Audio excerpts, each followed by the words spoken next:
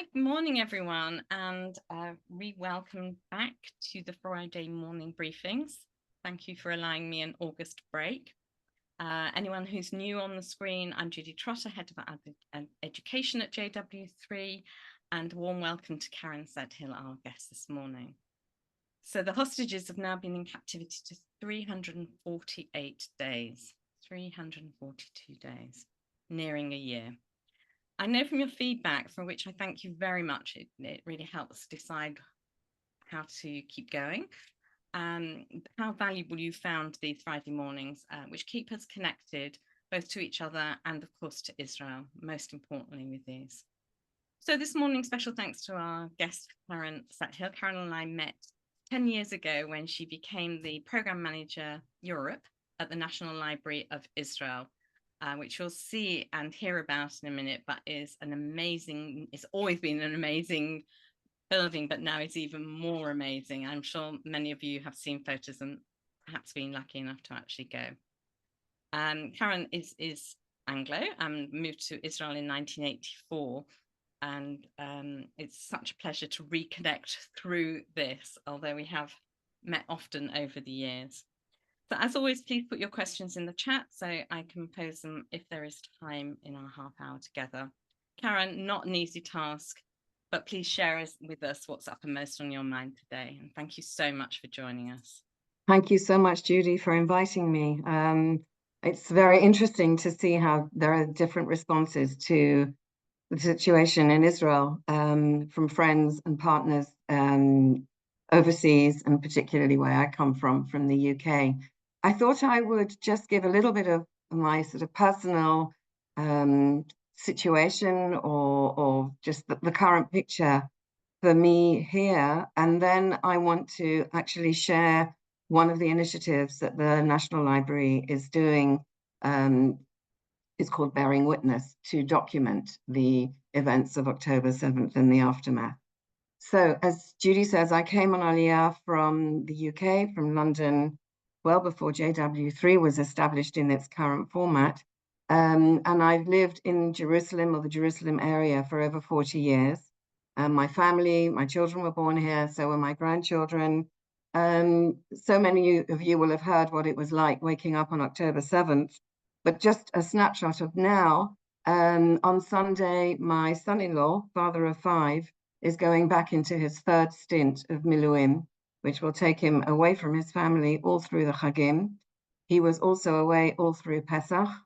That's just a sort of a reality, and that's really on the edge of the terrible experiences that other people have had through October, but it's a constant worry, not just for us, but knowing that friends, children, and siblings are also there. As you will know, it's not a different army. It's the people that are going out to defend us. And if you'd been joining an hour ago, you would have heard a lot of drumming. I live in Baka in Jerusalem, which is a very nice sort of leafy, small neighborhood. And every Friday there are mini demonstrations where we call out the names of every hostage. And after each name, we go, Achshav, now, release them now. It's a gesture. It happens in many, many neighborhoods across Israel, but it's organized very much as a grassroots activity in Jerusalem. And most poignantly, Hirsch Goldberg Polin his family are from Baka, and it's been very much a presence this whole year. And of course, with a tragic end to his life, which was just unimaginable and still is. So had you been talking to me last week, I probably would have spoken a bit more about that, but I'm going to talk about my role at the library. I run programs in Europe. There's a program called Gesher L'Europa, which is an initiative which was set up by the Rothschild Foundation Hanadiv Europe to connect the library, our collections, and also our people with those working with Jewish heritage, communities working in the educational and cultural sphere, to see how we can share with them and enrich them with our collections and with different products. And if you, I'll show you in a moment the mission of the library, which is to both collect and preserve, but also to endow, to share, and to enrich the wider public and the Jewish world. We've taken on this very ambitious mission statement to be the library of the Jewish people. But of course, whilst we have a legal remit through the National Library law in Israel, in the Jewish world, it's up to us and it's up to you to decide how to engage. And it's our job to make sure that you know what is on offer, because obviously the Jewish people didn't ring us up and ask us to be their library. But we want people to know that you are welcome to join us in person, and you are very welcome to join us virtually with the many different initiatives that we have. And perhaps Judy, with the email that you'll send afterwards, will also add, I'll send you a couple of links to more general information about the National Library and ways that you can sign up to hear more about what we do. So what I'm going to do is I'm going to share my screen. It worked before, so let's hope it's going to work this time. And then I'll start explaining to you a little bit more about bearing witness, and particularly where we would love you to contribute. There we go. So, as you can see, and this is also a very striking image of the National Library. If there's time afterwards, I've got another couple of photos I can show you, but we are located right in the center of things, near the Knesset and the Israel Museum. So this is just focusing now on the program on bearing witness, which relates, as I said, for some reason my screen isn't, I'm not managing to. Oh dear. Judy, this worked before, and of course it did. It was perfect. Yeah, hold on a minute. Let me just see. I need to advance my screen. Okay, here, I'll do it this way. I mentioned the National Library law, which was the trigger for all of the renewal, both virtually and the new building of the library, which used to be called the Jewish National University Library. There's a whole other narrative about how we came from 1892 to 2007 to be given this mission, this mandate to collect, preserve, cultivate, and endow the treasures both of the State of Israel, and like all national libraries, we have a mandate to collect, and there is a compulsory repository law to collect copies of every book which is published in Israel. That's common, that's sort of the copyright library, that's common to national libraries around the world, but overseas and in terms of the Jewish people, that's very much something that we need partners for. And we have wonderful relationships that we've developed through Gesher L'Europa and through other parts of the library's work that ensure that we are actually the largest repository of Judaica, telling the story of the Jewish people from the beginning of time and now.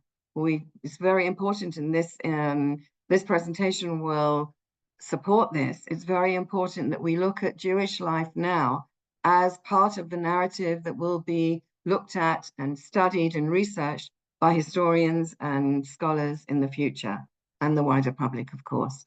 So whereas my work in Gesher L'Europa is covering all of the these four words, collecting, preserving, we work with heritage organizations, and cultivating, creating beautiful materials, exhibitions, educational material that we then share, we endow. We have events, we have online events. So that's sort of the breadth of the remit that I have, but I'm going to talk now about this very particular initiative. As you will imagine, this October 7th event came to us out of the blue. There's lots of discussions right now about how much it was out of the blue and whether we should have been more alert to what was happening. This isn't what I'm going to talk about now. But we're seeing, and we saw this immediately on the 8th of October, we realized if we do not take the initiative, and other partners in Israel as well, to document and record that what is happening, it will disappear. And we don't need to be surprised that almost immediately there have been other narratives denying and claiming that this never happened, unbelievably. But it's incredibly important that we build this record together. And also that we have a way which is professionally led, so that people will feel that this is an authentic, believable, validated document. So it's both collecting, but also making sure that the way we do it is done in a way that people in the future can access it and that it can be trusted as a resource. As we know, there's a lot of other alternative ways of producing information and sharing it in this digital world, fake news and everything. So that's really important. So those are the two key goals that we have. And we also have many challenges. First of all, as I mentioned, documenting in real time. WhatsApp messages disappear after a few months. People are in the middle of a situation. This is, I think, the first time in Jewish history, at least, when there has been a catastrophe documented in real time. With the Shoah, with the Holocaust, it was very much looking at the relics. Obviously, in real time, it was very limited in terms of how information was shared. Now we had people filming themselves in the middle of the worst moments of their lives. The ephemeral nature of digital communications, what I was saying before, is that things don't last forever. Even files that we have and we've saved on our drive, if they were created in an earlier version of Word or whatever software we're using, there is a whole science around digital preservation. And one of the specialities of the National Library of Israel is to create a system of long-term digital preservation, which I won't go into technically, partly because it takes too long and I'm also not the expert, but it really is a challenge to be able to take something which has been created digitally and preserve it. Most people think that it might be a challenge preserving an old book, but we can actually, we can restore it and then we can keep it very carefully. We have items that go back to the 8th century in the library, but digitally, it's very challenging. Also, we had never expected that we would be faced with needing to process, you can see here, as in August, 500 million web items, terabytes of material, and growing. We also have physical items, they're easier to process, and us and others have been starting to use different processes of artificial intelligence in order to enable us to keep up with the volume that we have to deal with. We're also talking to people who are working themselves in this area and seeing how we convene, how we can bring them together. And I'll talk a bit about the different partnerships that we have. And I'll also talk later, but there's huge legal, ethical, there's copyright issues, there's privacy issues. And this is unprecedented. It's unprecedented in terms of the amounts, but also in terms of the kinds of issues that we have to deal with. And we've brought together lawyers, philosophers, people who really have been working at the coalface to try and see how best we can handle these issues. And I'll talk about some of them later. But copyright is also something that we deal with and take extremely seriously. And I just want to say that there has been a precedent not in terms of these events, but in terms of the library trying to document in real time another event, and that was COVID. We used to, through the project that I managed through the Bridge to Europe, Gesher L'Europa program, we had started to build a physical collection of ephemera, which is papers, documents, not archives and books, but those random things that you find, tickets, brochures, flyers, menus, that tell the story of Jewish life, things that often people throw away. And we had thousands of paper items, and then we had Corona, and overnight, triggered, I have to say, by a blog by Sally Berkowitz, the chief executive of the Rothschild Foundation Europe, say we need to be recording how COVID is impacting on Jewish life. And we started a digital campaign, which we hadn't done before, and collected thousands of items relating to how people are having their Seder, Zoom, Brit Art and weddings, all kinds of different materials. So we had some experience with that. But one of the big challenges we had then was copyright. If someone is sending us a cute cartoon that relates to something to do with COVID, if they didn't produce it, we need permission from the person who did in order to make this accessible. And that is something that we're still working on, but we have at least collected and catalogued those items.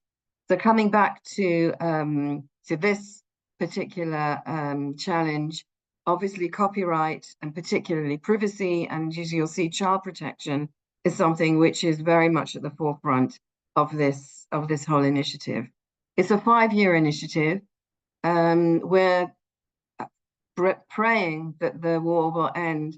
Who would have thought that you would be still doing these Israel briefings 11 months after October? We're praying that this will end, but even if it does, it's still really important for us to continue to collect. And then we need to deal with how we make these items accessible, dealing with all the legal issues and challenges that I mentioned just before. And also, you can see a developing cultural and educational program.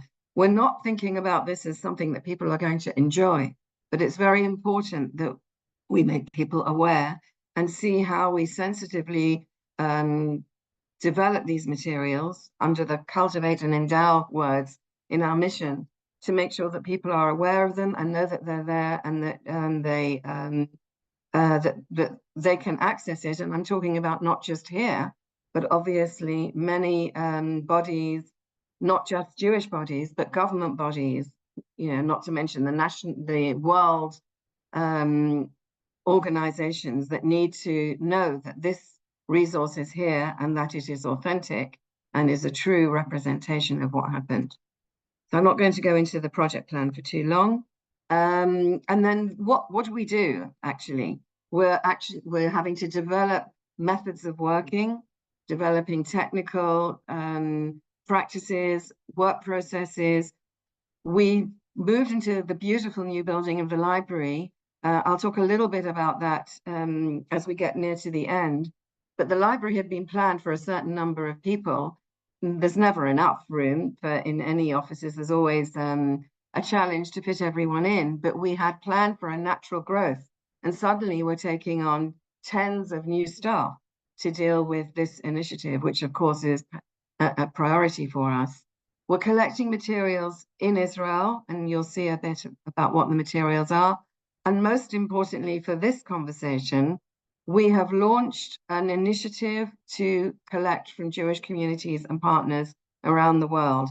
And we actually have now got particular staff who are tasked with reaching out to people like you, to organizations like JW3, or to any organization that feels it's been impacted or has been active in responding to what has happened. And of course, we're realizing that it's not just how you have received the news from Israel, but how this is impacted for you, for your children and grandchildren in university, for kids going to school, for the security that you've now had to put in place around synagogues. That's part of this story. And we want you to contribute that. And we want you to feel that you are also part of the story.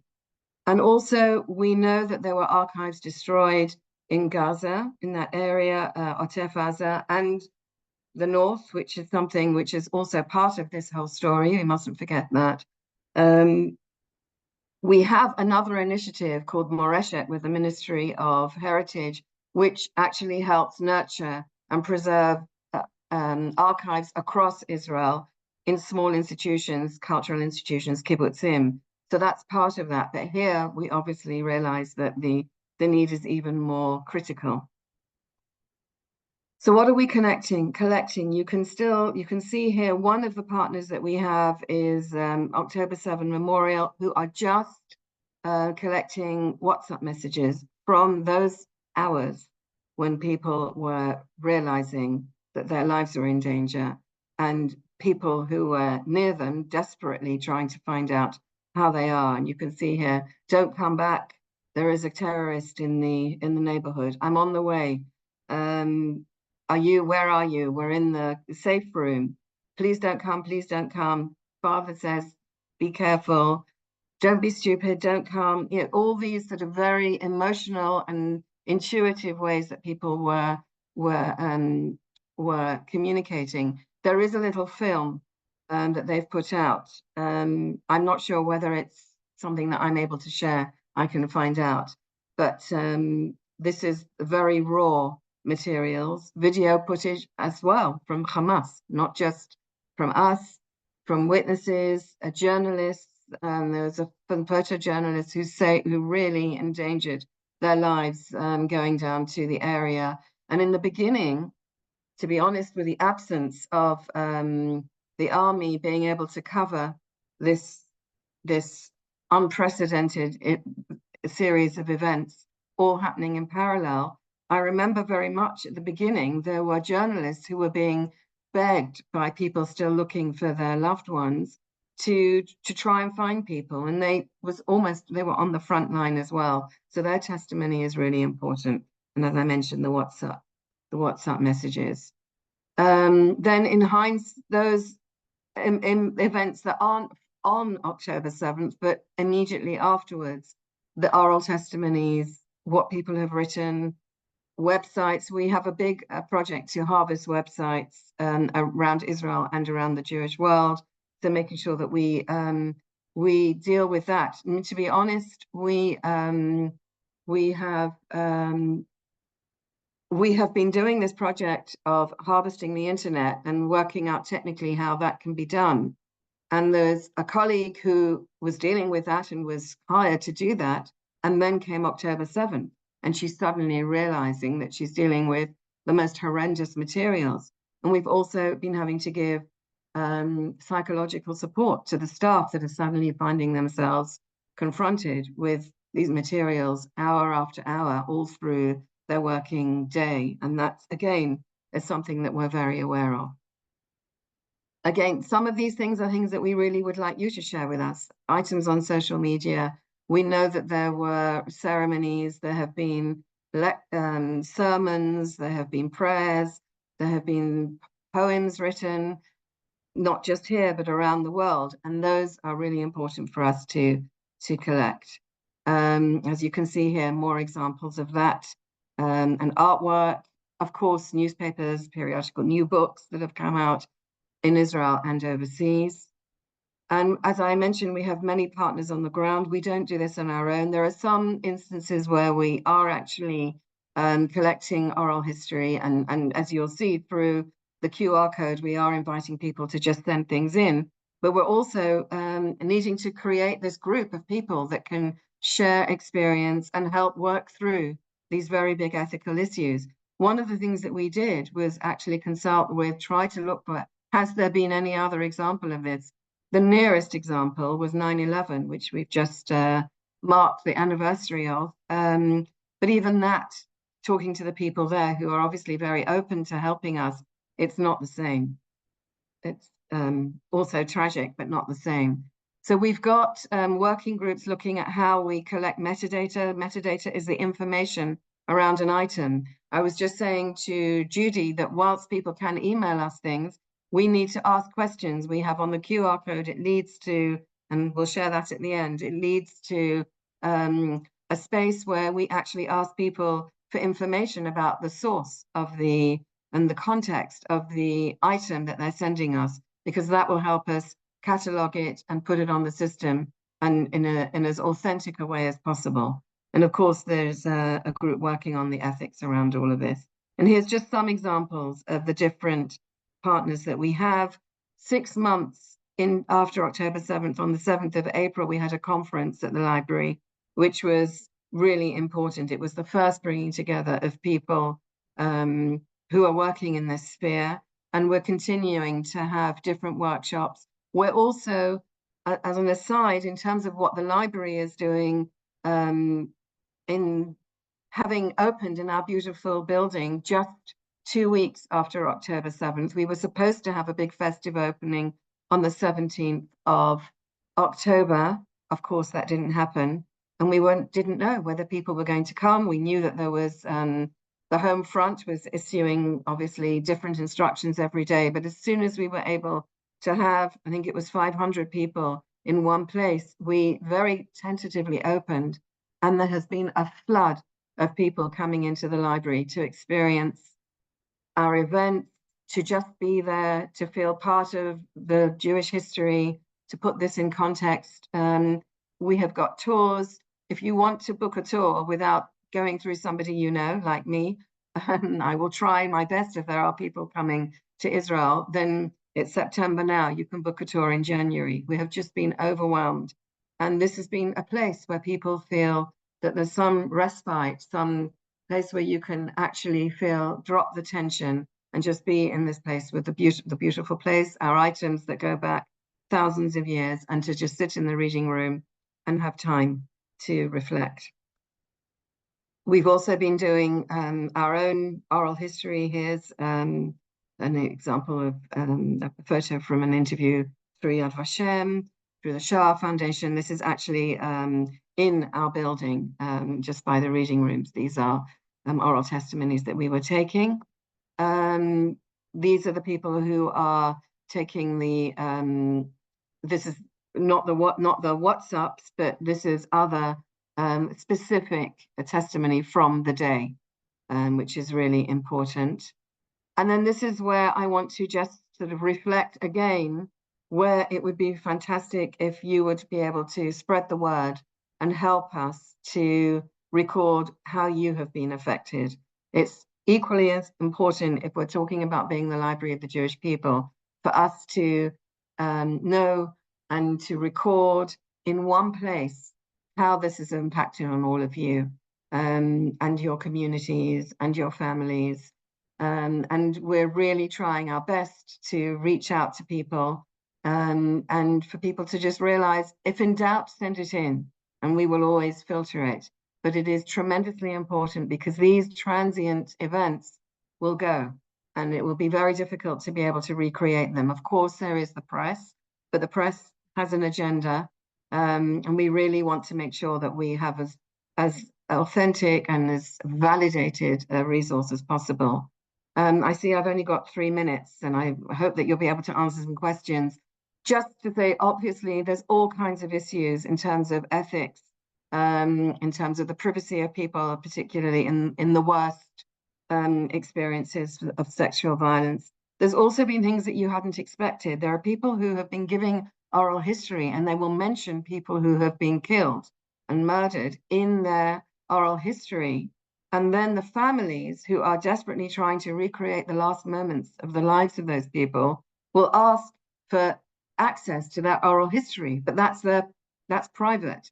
And there's all kinds of issues in terms of children who may have given evidence, or we have evidence about them. How long do we keep it before we make it available? We are not putting anything out for at least a year. And in terms of children, we're making sure that we go back to them when they're older to make sure that they really do want that their testimony is put out there.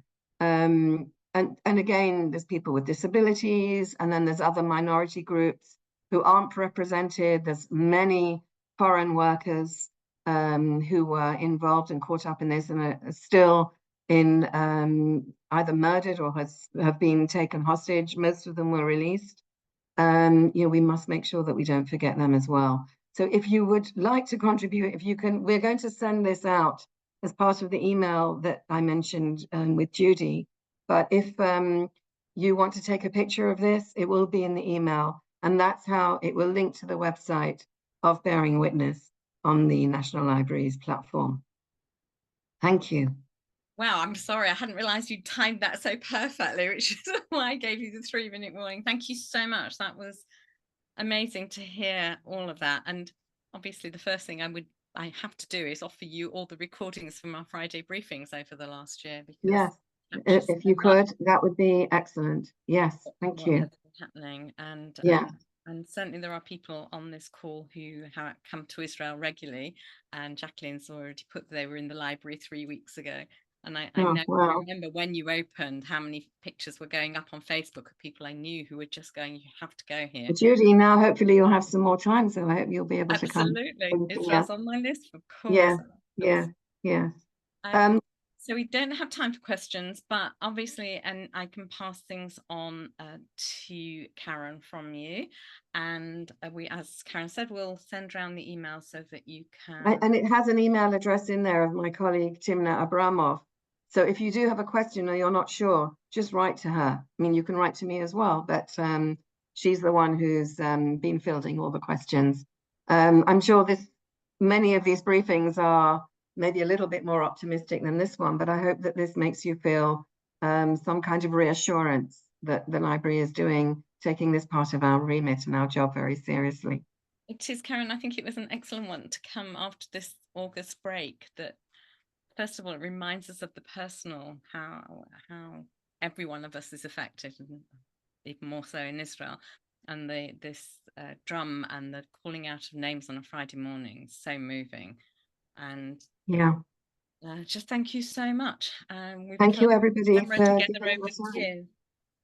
Thank you.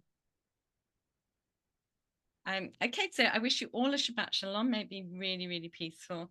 And thank you, Caron, again. Look forward to staying. Shabbat Shalom to all of you. Be well. Thank and come you, and see everyone. us. Take care. See you next week. Thank you, Judy.